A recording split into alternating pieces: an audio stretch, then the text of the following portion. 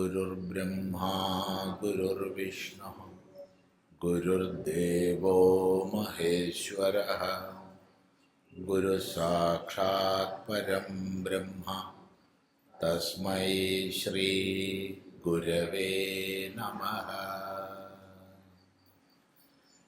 ॐ सदाशिवसमारम्भां शङ्कराचार्यमध्यमाम् अस्मदाचार्यपर्यन्तां वन्दे गुरुपरम्पराम्। ॐ आप्यायन्तु ममाङ्गानि वाक्प्राणश्चक्षुः श्रोत्रमथो बलमिन्द्रियाणि च सर्वाणि सर्वं ब्रह्मोपनिषदं माहं ब्रह्म निराकुर्याम् मा ब्रह्म निराकरोद निराकरणमस्त्वनिराकरणं मेस्तु तदात्मनि निरतेय उपनिषत्सु धर्माः ते मयि सन्तु ॐ शान्ति शान्ति शान्तिः।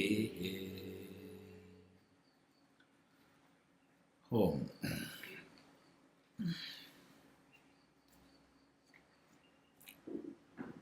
വാക്യഭാഷ്യത്തിൻ്റെ ഉപോദ്ഘാതമാണ്, ആരംഭമാണ് നമ്മൾ ശ്രദ്ധിക്കുന്നത്.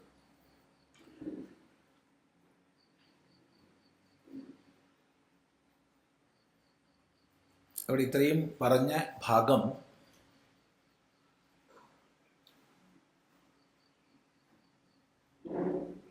തലവകാര ബ്രാഹ്മണത്തിൽ ഈ 9-ാം അധ്യായം ആരംഭിക്കുന്നതിന് മുമ്പുള്ള ഭാഗത്ത് കർമ്മങ്ങളും ഉപാസനകളുമൊക്കെ പറഞ്ഞു കഴിഞ്ഞു. ഇനി ജ്ഞാനകാന്ഡമാണ്, അല്ലെങ്കിൽ ആത്മവിചാരമാണ്.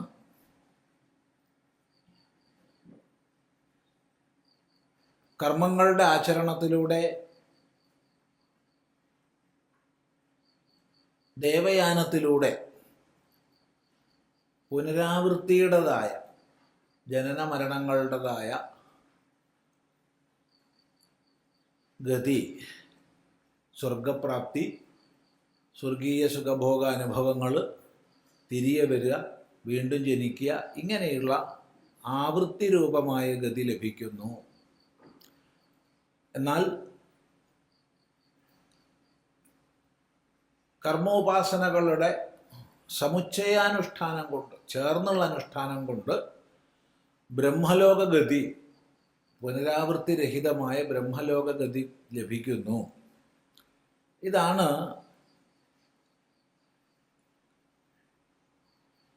ഇതിനു മുമ്പ് പ്രതിപാദിച്ച വിഷയങ്ങളുടെ പരമാവധി പ്രാപ്യസ്ഥാനം.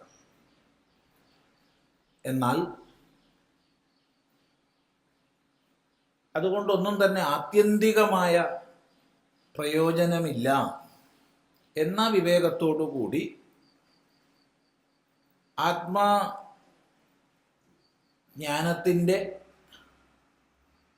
ആത്മജ്ഞാനം ഒന്നുകൊണ്ടാണ് പരമമായ മുക്തി എന്ന ബോധത്തിൻ്റെ തലത്തിലേക്ക് നമ്മൾ ഉയരുന്നു.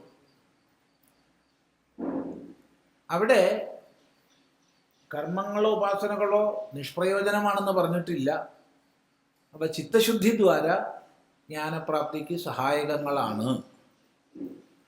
അല്ലാതെ കർമ്മം കൊണ്ട് ഒരിക്കലും ആത്മവിജ്ഞാനം പ്രകാശിക്കുന്നില്ല എന്നുള്ള ഭാഗമാണ് നമ്മൾ ചിന്തിച്ച് വെച്ച മൊത്തമൊരു സാരം ഏകദേശം. അപ്പോൾ അവിടെ ഒരു ചോദ്യം വരികയാണ്, കർമ്മ അനാരംഭ ഇത് ചെയ്ത് നിഷ്കാമസ്യ സംസ്കാരാർത്ഥത്വാത് യദി ഹി ആത്മവിജ്ഞാനേന ആത്മവിദ്യാ വിഷയത്വാത് പരിത്യജ്യേഷിതം കർമ്മ തതഃ പ്രക്ഷാളനാദ്ധിപങ്കസ്യ ദൂരാദ് അസ്പർശനം വരം ഇതി അനാരംഭ ഏവ കർമ്മണഃ ശ്രേയാൻ.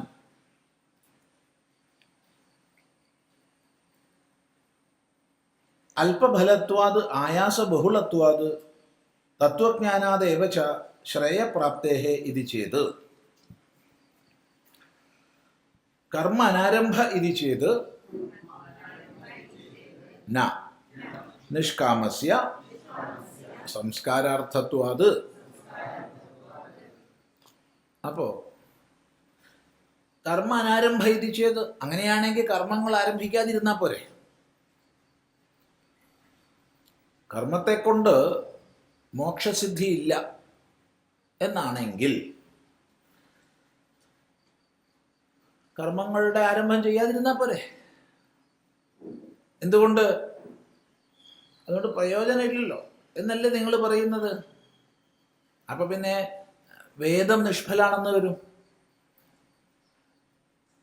കാരണം വേദത്തിന്റെ ആരംഭം കർമ്മപ്രതിപാദനത്തിലൂടെയാണ്.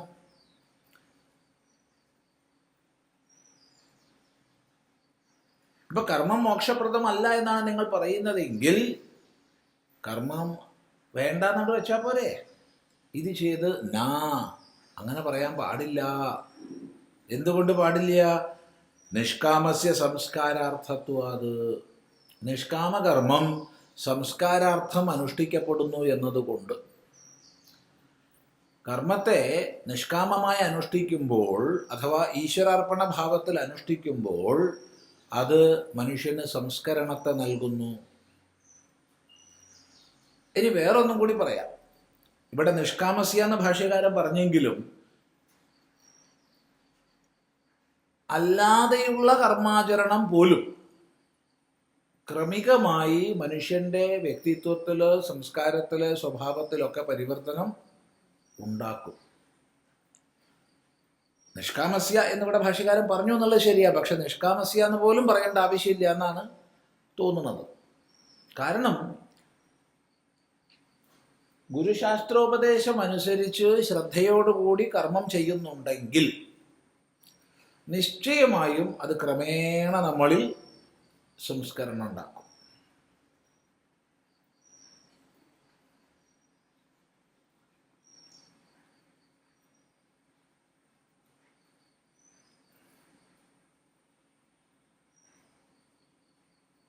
അപ്പൊ പിന്നെ നിഷ്കാമഭാവത്തിൽ ഇനി അത്രയില്ലാച്ചാൽ ഈശ്വരാർപ്പണ ഭാവത്തിൽ കർമ്മം ചെയ്യാൻ സാധിച്ചാൽ തീർച്ചയായിട്ടും അത് അന്ധകരണത്തിന്റെ സംസ്കരണത്തിന് ഉപകരിക്കും. അതുകൊണ്ട് കർമ്മം വേണ്ടാന്നോ കർമ്മം നിഷ്ഫലമാണെന്നോ പറയരുത്. അവയ്ക്ക് അവയുടേതായ പ്രയോജനമുണ്ട് എന്ന് പറയുക. വ്യക്തമാണെന്ന് വിചാരിക്കുന്നു. അപ്പൊ ഇത്രയും പറഞ്ഞപ്പോൾ അവിടെ ഒരു പൂർവപക്ഷം വരികയാണ്. അപ്പൊ ഇവിടെ ഈ കർമ്മ അനാരംഭ ഇത് ചെയ്തെന്നുള്ളത് പൂർവപക്ഷമായിട്ട് എടുക്കണ്ട, ശങ്കയായിട്ട് എടുത്താൽ മതി. ഈ ശാസ്ത്ര ചർച്ചയിൽ ശങ്ക എപ്പോഴും ശിഷ്യനാ ചെയ്യുക. എതിർവാദമാണ് പൂർവപക്ഷം. ഇതൊക്കെ ഒരാൾ തന്നെയാട്ടോ. ശങ്കയും സമാധാനവും പൂർവപക്ഷവും സിദ്ധാന്തവും മധ്യസ്ഥനും ഒക്കെ ഒരാൾ തന്നെയാണ്. കാരണം ശാസ്ത്രത്തിൽ ആഴത്തിൽ പോകാൻ വേണ്ടിയിട്ട്, ശാസ്ത്ര താല്പര്യം മനസ്സിലാക്കിക്കാൻ വേണ്ടിയിട്ട് സ്വയമേവ ആചാര്യൻ പൂർവപക്ഷിയാകും, സിദ്ധാന്തിയാകും, മധ്യസ്ഥനാകും, ശങ്ക ചെയ്യുന്നവനാകും, സമാധാനം പറയുന്നവനാകും, എല്ലാ വേഷവും കിട്ടും.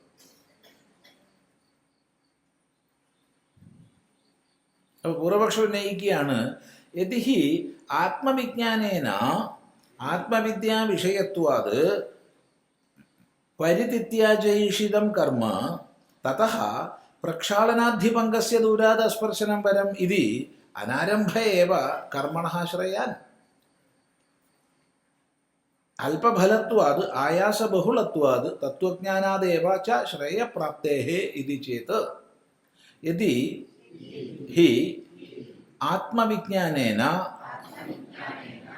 ആത്മവിദ്യാ വിഷയത്വാത് പരിതിത്യാജയിഷിതം കർമ്മ തതഃ പ്രക്ഷാളനാധിപങ്കസ്യ ദൂരാദസ്പർശനം വരം ഇതി അനാരംഭ ഏവ കർമ്മണഃ ശ്രേയാൻ അല്പഫലത്വാത് ആയാസബഹുളത്വാത് തത്വജ്ഞാനാദേവ ച ശ്രേയപ്രാപ്തേഃ ഇതി ചേത്. അപ്പോൾ ആത്മവിദ്യ വിഷയമാണ് മോക്ഷം, നിശ്രേയസം.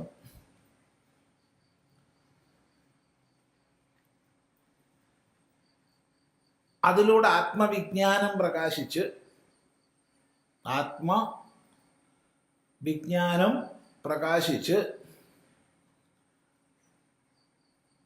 നിശ്രേയസപ്രാപ്തിക്ക് വേണ്ടി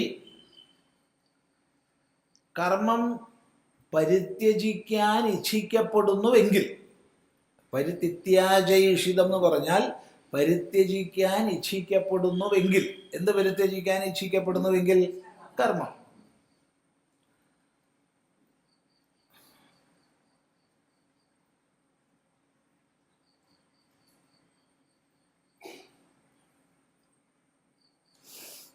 തദ്വിജ്ഞാനാർത്ഥം സ ഗുരുമേവാഭിഗച്ഛേത് എന്നും മറ്റും ശ്രുതി ആത്മവിജ്ഞാനത്തിന് ഗുരുവെ പ്രാപിച്ച് തത്വവിജ്ഞാനം നേടുന്നത് മാത്രമാണ് വഴി എന്ന് പറയും.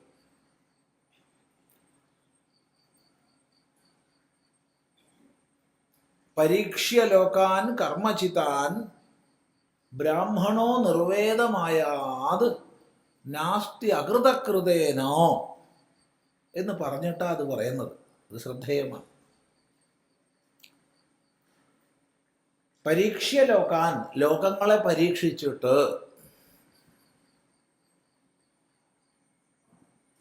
ലോകം എന്ന് പറഞ്ഞാൽ ലോകം,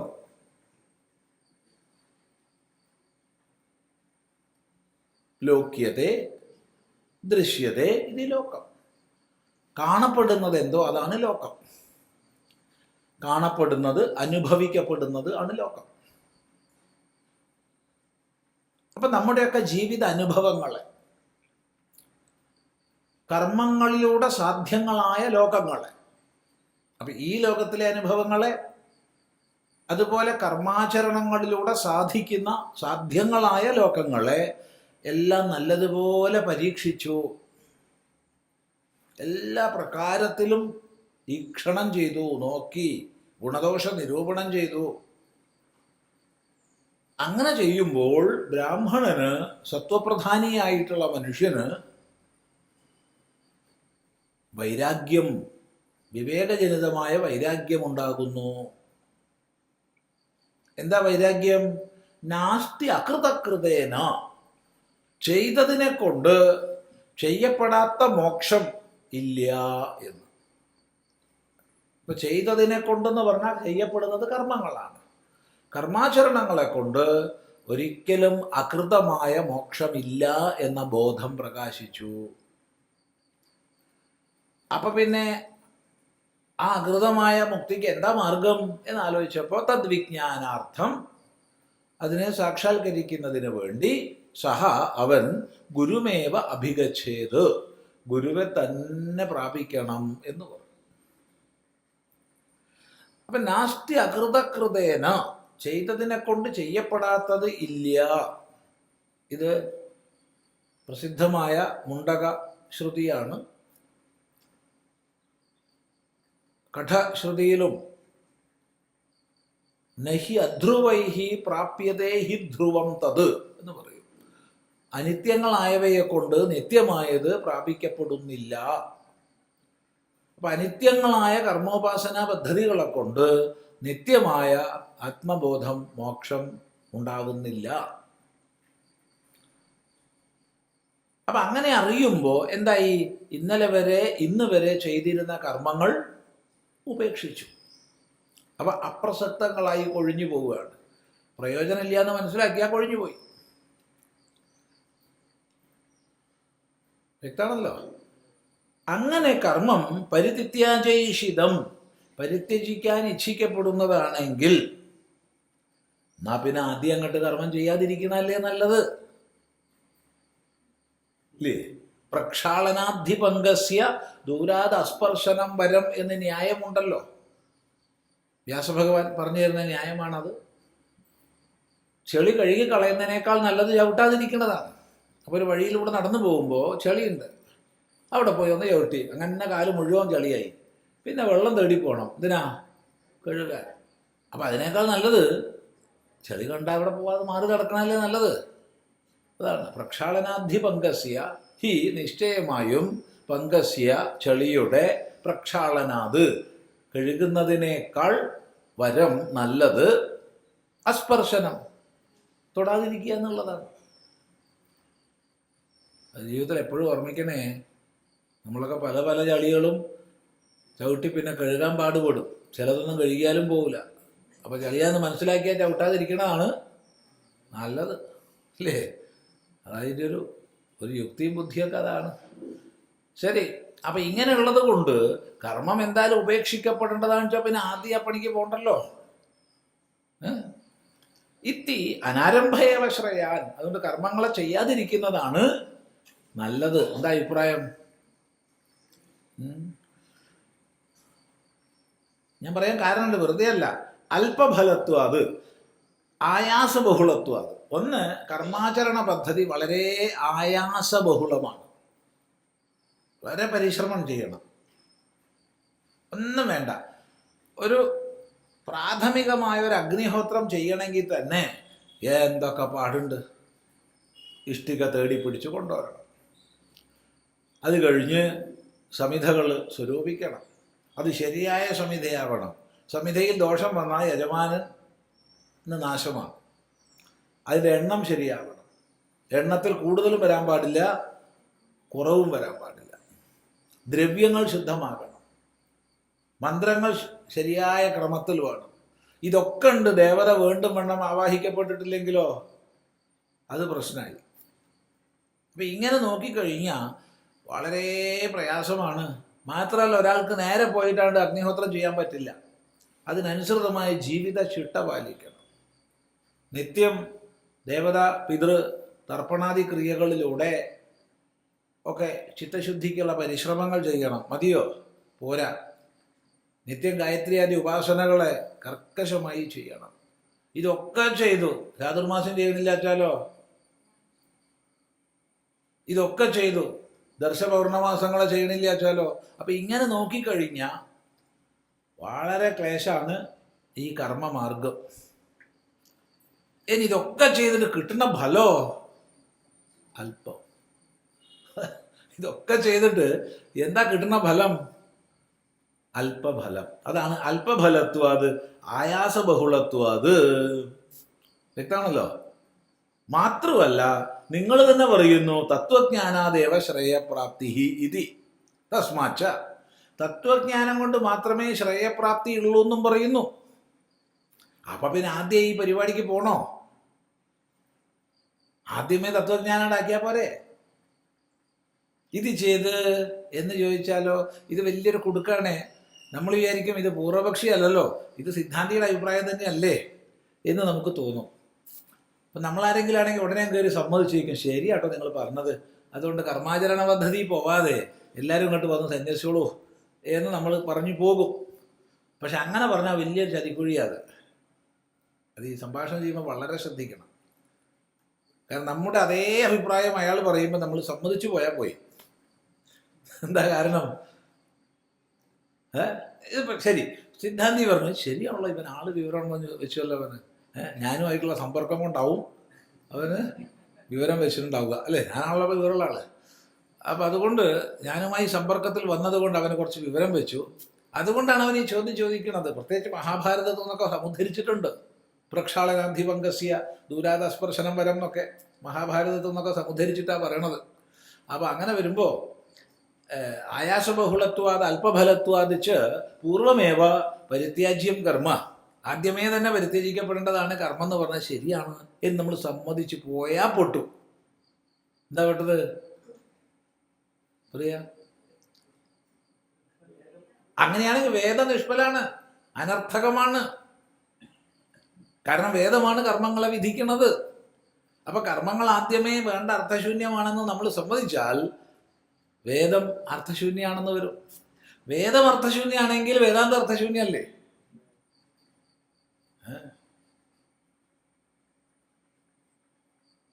ചിന്തിച്ചു നോക്കൂ.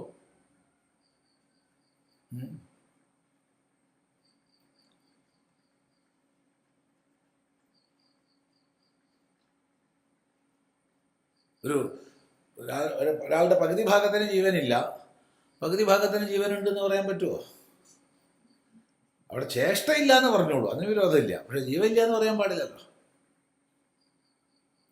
അങ്ങനെ സമ്മതിച്ചാൽ അത് ശവമാണെന്ന് അംഗീകരിച്ചതിന് തുല്യമായി. അപ്പം അതുകൊണ്ട് അത് പൂർവപക്ഷം തന്നെയാണ്, അത് ശങ്കയല്ല. വ്യക്തമാണല്ലോ, ചോദ്യം വ്യക്തമാണല്ലോ. അപ്പം സിദ്ധാന്തി പറയാണ് സത്യം ഏതത് അവിദ്യാവിഷയം കർമ്മ അല്പഫലത്വാദി ദോഷവത് ബന്ധരൂപം ച സകാമസ്യ കാമാന്യ കാമയത്തെ ഇതി നു കാമയമാനഃ ഇത്യാദി ശ്രുതിഭ്യഃ ന നിഷ്കാമസ്യ തസ്യ തു സംസ്കാരാർത്ഥാനി ഏവ കർമാണി ഭവന്തി തന്നിവർത്തക ആശ്രയ പ്രാണവിജ്ഞാനസഹിതാനി ദേവയാജി ശ്രേയാൻ ആത്മയാജി വാ ഇത്യുപക്രമ്യ ആത്മയാജി തു കരോതി ഇദം മേ അനേനാംഗം സംസ്ക്രിയത്തെ ഇതി സംസ്കാരാർത്ഥമേവ കർമാണീതി വാചസനേയകേ മഹായജ്ഞൈശ്ച യജ്ഞൈശ്ച ബ്രാഹ്മീയം ക്രിയത്തെ തനുഃ യജ്ഞോ ദാനം തപശ്ചൈവ പാവനാനി മനീഷിണാം ഇത്യാദി സ്മൃതേശ്ച. അപ്പോൾ പൂർവപക്ഷം വ്യക്തമാണല്ലോ ഇല്ലേ? അങ്ങനെ വെച്ചാൽ മറുപടി പറയാം സത്യം. സത്യം എന്ന് പറയാൻ എന്തോ ഒരു മടിയുണ്ടല്ലോ ആൾക്കാർക്ക്. സത്യം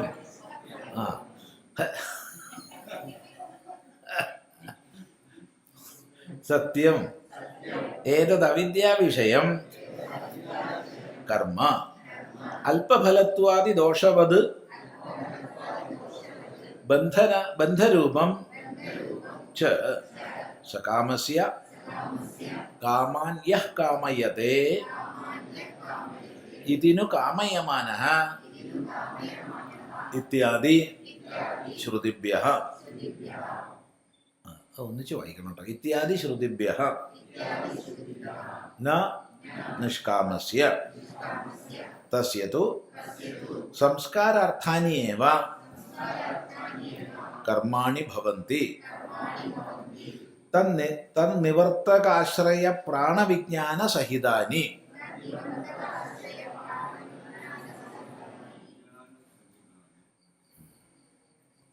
തന്നിവർത്തകാശ്രയ പ്രാണവിജ്ഞാനസഹിതാനി. ഒറ്റ വാക്ക.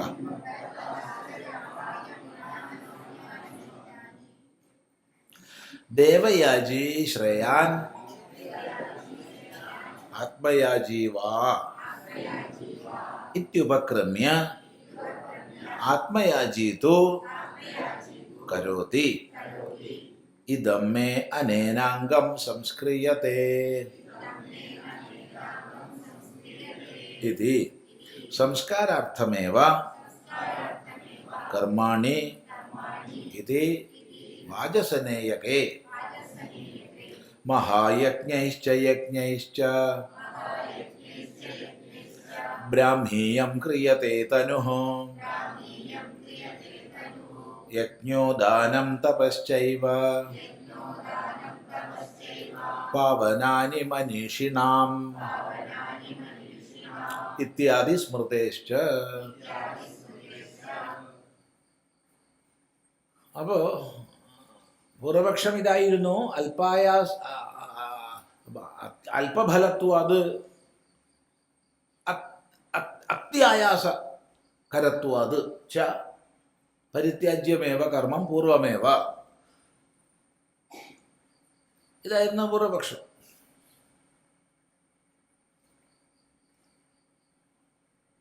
ചെളി കഴുകളെ കളയാനൊക്കെ നല്ല ചവിട്ടാതിരിക്കണം. അപ്പം പിന്നെ കർമ്മമാർഗമേ നമുക്ക് വേണ്ട എന്നുള്ളതാണ് ശരി. ഇതാണ് പൂർവപക്ഷം. അവിടെ സിദ്ധാന്തി വളരെ സമർത്ഥമായിട്ട്, കാരണം സമർത്ഥമായിട്ടാണ് പൂർവപക്ഷം ഉന്നയിച്ചത്.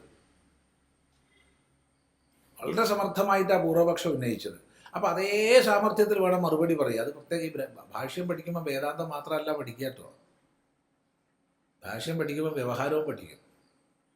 നേർക്കാണ് പൂർവപക്ഷം വെച്ചാൽ നേർക്ക് തന്നെ എന്നാ എന്നിപ്പോൾ പറഞ്ഞിട്ടുണ്ടാവേണ്ടതാ, എന്നാ നീ പറഞ്ഞത് ശരിയല്ല എന്ന് പറയേണ്ടതാ. പക്ഷെ ഇയാൾ വളരെ ബുദ്ധിപൂർവ്വ പൂർവപക്ഷം പറഞ്ഞേ ഇല്ലേ? ഒരു സിദ്ധാന്തിക്ക് അനുകൂലമാണെന്ന തോതിലല്ലേ പറഞ്ഞേ. അപ്പം അതുകൊണ്ട് അതേ സ്വരത്തിലാണ് അങ്ങോട്ടും മറുപടി. സത്യം നീ പറഞ്ഞു വളരെ ശരിയാണോ, സത്യം നീ പറഞ്ഞത് ശരിയാണ്, എന്നാ തെറ്റാണ്. നീ പറഞ്ഞ വളരെ ശരിയാണ്, സത്യം. ഏതത് അവിദ്യാവിഷയം കർമ്മ, കർമ്മ അവിദ്യാവിഷയം തന്നെയാണ്, അതിൽ സംശയമൊന്നുമില്ല. കർമ്മ അവിദ്യാവിഷയമായി ആണെന്നുള്ളത് കൊണ്ട് വേണ്ട പറയാൻ പറ്റുമോ? കർമ്മം അവിദ്യാവിഷയമാണ്, അതിനാണ് എൻ്റെ ദൃഢമായ അഭിപ്രായം, അതാണ്. പക്ഷെ അതുകൊണ്ട് കർമ്മം വേണ്ട പറയാൻ പറ്റുമോ? അവിദ്വാൻ അവിദ്യാവിഷയം വേണ്ടേ? വേണ്ട, വേണം.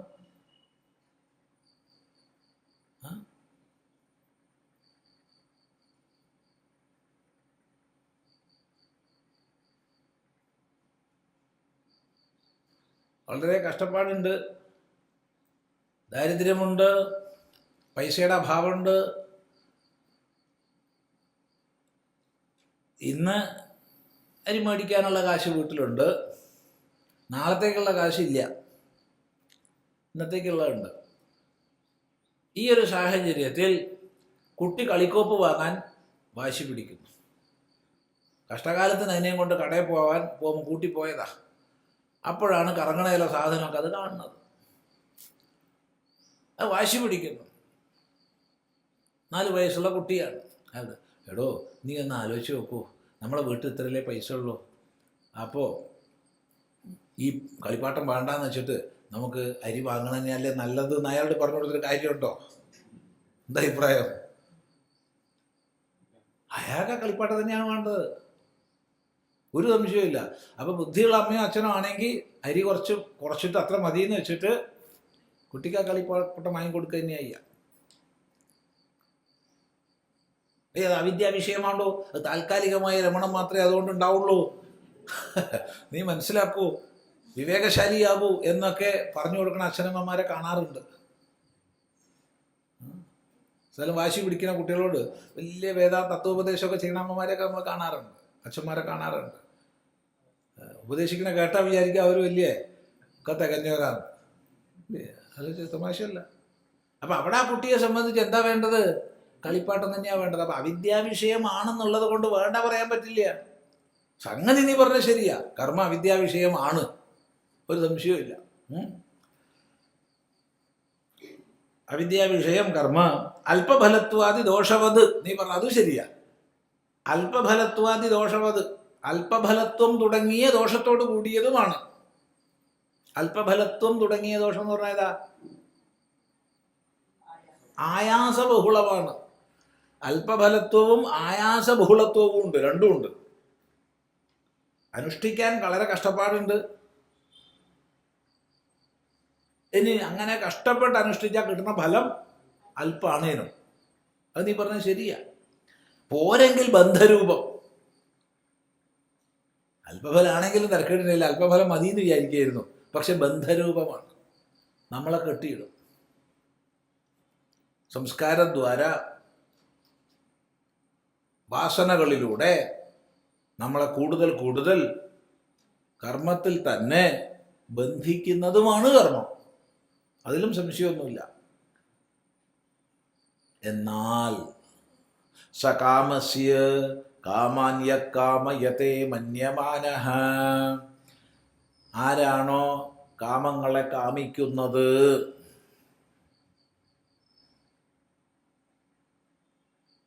സകാമഭിർബന്ധ്യതേ തത്ര തത്ര, അവൻ അവിടെ അവിടെ ആ കാമങ്ങളാൽ ബന്ധിക്കപ്പെടുന്നു എന്ന് ശ്രുതി തന്നെ പറയുന്നുണ്ട്. അപ്പൊ അവനത് വേണ്ടേ? ഇല്ലേ?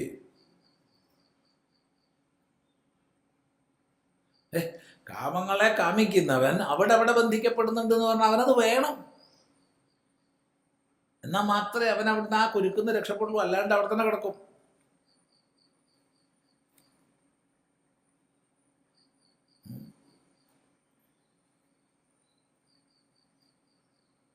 ഉപനിഷത്തില് വാചസ്പനികത്തിൽ തന്നെ വരുന്നുണ്ട്, ബൃഹദാരണ്യകത്തിൽ വരുന്നുണ്ട്, പുത്രോമേസ്യാത്, എനിക്കൊരു മകനുണ്ടാവണേ എന്ന് ആഗ്രഹിച്ചു.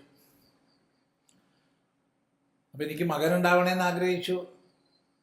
അതിന് ന്യായം പറഞ്ഞിട്ടുണ്ട്, ഈ ലോകം ജയിക്കണമെങ്കിൽ മക്കൾ വേണം എന്നുള്ളതാണ്.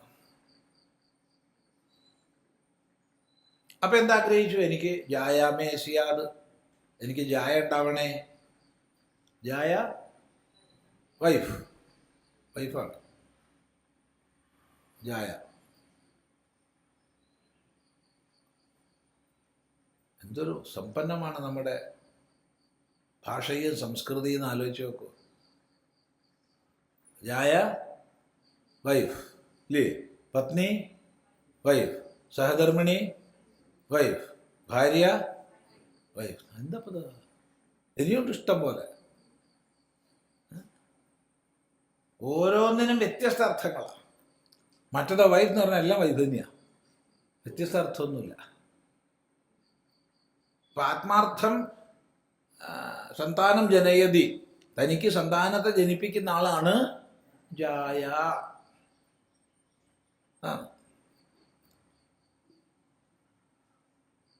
വൈഫ് എന്ന് പറഞ്ഞാൽ ആ അർത്ഥമൊന്നും വരുന്നില്ല. പത്നി എന്ന് പറഞ്ഞാലോ മഹത്വപൂർണമായ ലക്ഷ്യത്തിലേക്ക് ഒന്നിച്ച് സഞ്ചരിക്കുന്നവളാണ് പത്നി. പത്ത് ഗതം എന്നുള്ള ധാതു അനുസരിച്ചു. സഹധർമ്മിണി എന്ന് പറഞ്ഞാൽ ഒന്നിച്ച് ധർമ്മം അനുഷ്ഠിക്കുന്നവളാണ്. ചിന്തിക്കുക.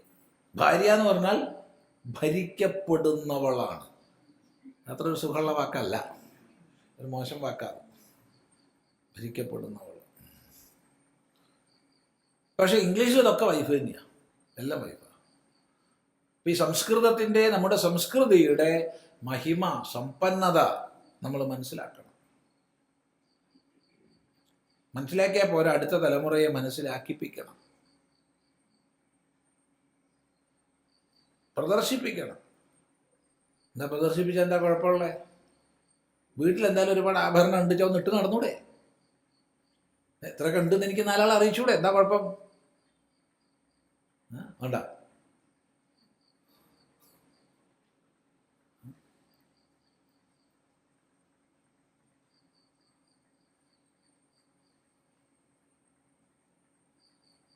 ഇത് പ്രധാനമാണ്. എന്നാലേ അഭിമാനത്തോടു കൂടി നമ്മുടെ മക്കള് ഇതൊക്കെ ഒന്ന് ചെയ്യാനുള്ള ഒരു ചെറിയ ഭാവനയെങ്കിലും അവരിലുണ്ടാവും. അല്ലെങ്കിൽ ഒക്കെ ഹായ് ഇതിലേക്ക് പോകും. അതാണ് ഉണ്ടാവുക. ഹായ് അച്ഛാ, കഴിഞ്ഞു, ഇത്രയേ ഉള്ളൂ. ഇങ്ങനെയല്ല ഇപ്പം മോക്ക്? അതെ, ഹായ് അമ്മേ, ഇത് ഹൈ ഫാദറായോ? ഫാദറുണ്ടോ?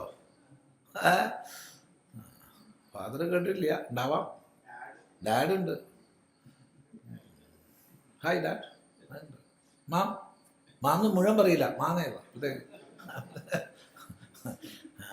ഈ മാ തന്നെയാണ് മാഡത്തിന് ഉപയോഗിക്കുന്നത്. അപ്പോൾ ഇത് അമ്മയാണോ വിളിക്കണത്, അമ്മയെ മാഡം എന്നാണോ വിളിക്കണത് നമുക്ക് മനസ്സിലാവില്ല. വല്ലാത്ത പോക്കാണ്. അപ്പോൾ ഈ സംസ്കൃതത്തിൻ്റെയും സംസ്കൃതിയുടെയും മഹിമ സ്വയം അറിഞ്ഞ് മക്കളെ അറിയിക്കുന്നില്ല വെച്ചാൽ അപകടമെന്ന് മാത്രം പറയുന്നു. ഇല്ലെങ്കിൽ നമ്മൾ എങ്ങോട്ടാ എത്തിപ്പെടുക എന്ന് ചോദിച്ചാൽ വിരോധമൊന്നുമില്ല, അതിനെന്താ കുഴപ്പമെന്നാണെങ്കിൽ കുഴപ്പമൊന്നുമില്ല.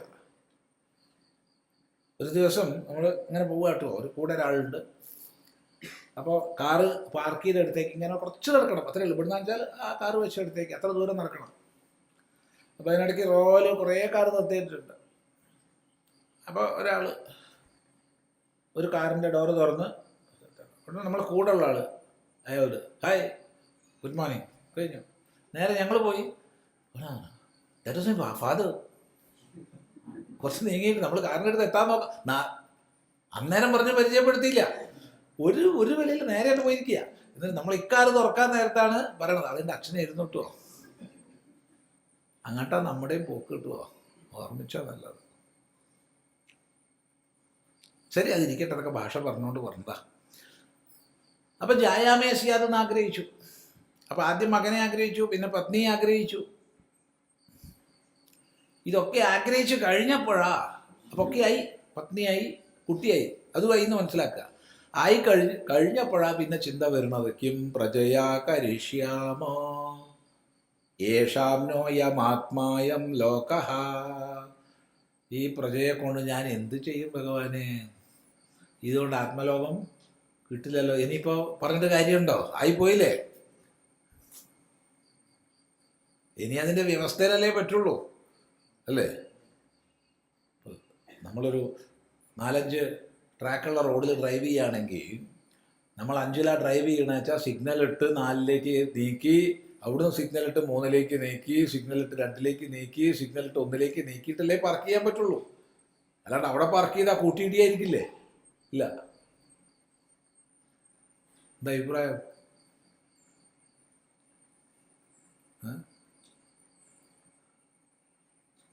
ആരെയും സ്വാമി വല്ലാതെ കണ്ട് കുത്തുന്നുണ്ടല്ലോ എന്നൊന്നും ആരും വിചാരിക്കണ്ട. ഉള്ള പോലെ പറയുകയാണ്.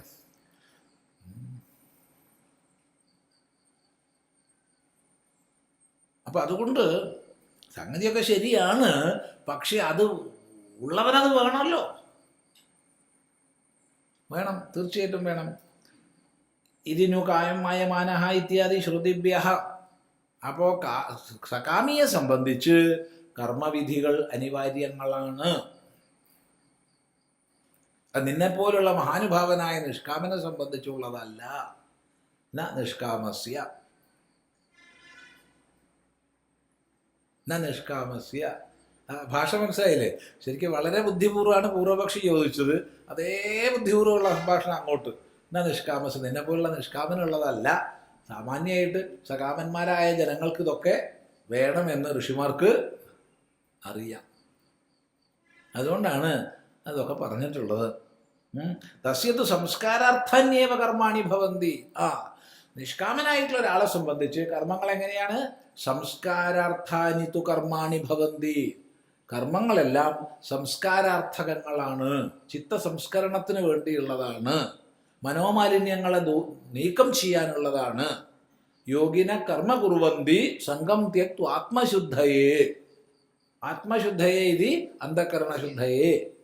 അന്ധകരണശുദ്ധിക്കായിക്കൊണ്ട് യോഗികൾ കർമ്മം ചെയ്യുന്നു. അപ്പൊ കർമ്മം നിഷ്ഫലാന്ന് പറയരുത്, അഫലമാണെന്ന് പറയരുത്. പിന്നെയോ മനസ്സംസ്കരണത്തിന്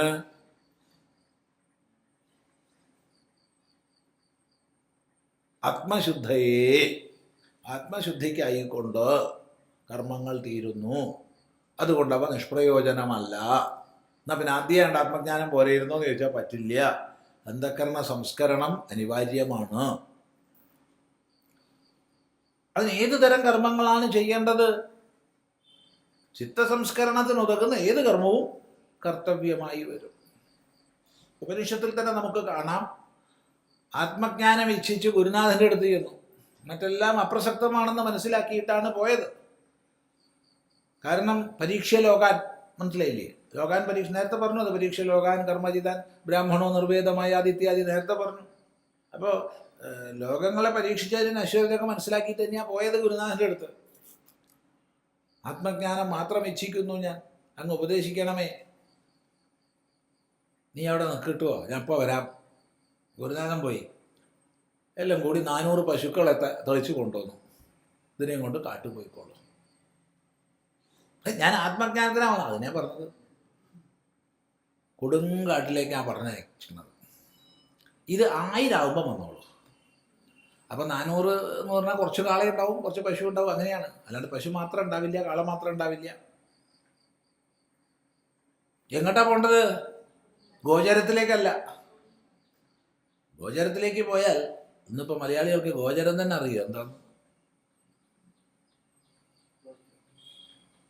കേരളത്തിൽ ഗോചരം തന്നെ ഇല്ലാതായിട്ട് കാലം കുറയായി. ഇപ്പോഴും ചില സംസ്ഥാനങ്ങളിലൊക്കെ ഗോചരങ്ങളുണ്ട്. പശുവിന് മേയാൻ വേണ്ടി വെറുതെ ഒഴിച്ചു വിടുന്ന സ്ഥലമാണ് ഗോചരം. ഓരോ ഗ്രാമത്തിലും ആ ഗ്രാമത്തിൻ്റെ ഒരു നിശ്ചിത പങ്ക് ഗോചരം വേണമെന്ന് നിയമമുണ്ട്. ഇപ്പോൾ ഗോചരമൊക്കെ റിയൽ എസ്റ്റേറ്റുകാർ